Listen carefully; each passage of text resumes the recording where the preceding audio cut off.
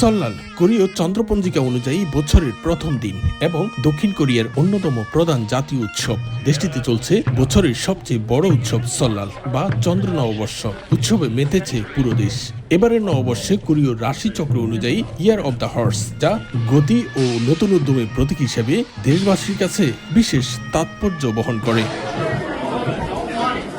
সল্লাল উপলক্ষে 18 ফেব্রুয়ারি পর্যন্ত সিউলের প্রধান রাজকীয় প্রাসাদ, সমাধি ও জাতীয় জাদুঘরে জনসাধারণের জন্য উন্মুক্ত ও বিনামূল্যে প্রবেশের সুযোগ দেওয়া হয়েছে।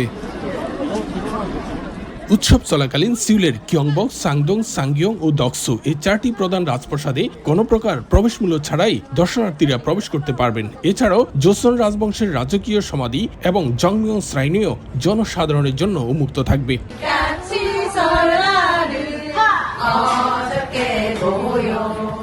সল্লাল উৎসবে খাবারের টেবিলের প্রতিটি পদের পেছনে থাকে বিশেষ কোনো তাৎপর্য।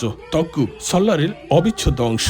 সাদা চালের গুঁড়ো দিয়ে তৈরি করা এক ধরনের স্যুপ এটি। কোরীয়রা বিশ্বাস করেন এই সাদা রঙের স্যুপ নতুন বছরের শুরুতে পরিচ্ছন্ন ও পবিত্রতার যাত্রার প্রতীক। এক বাটি তগ্গুক খেলে জীবনের বয়স বেড়ে যায় 1 বছর।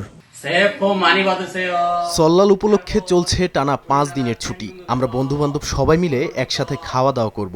আমাদের পরিবার নিয়েও আমরা এই 5 দিন বিভিন্ন জায়গায় ঘুরতে যাব এবং আত্মীয় স্বজনের বাড়িতে গিয়ে সময় কাটাবো। আশা করছি অনেক আনন্দ করব।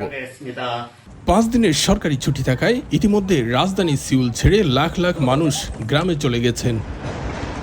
দক্ষিণ কোরিয়া থেকে মোহাম্মদ হানিফ, সময় সংবাদ।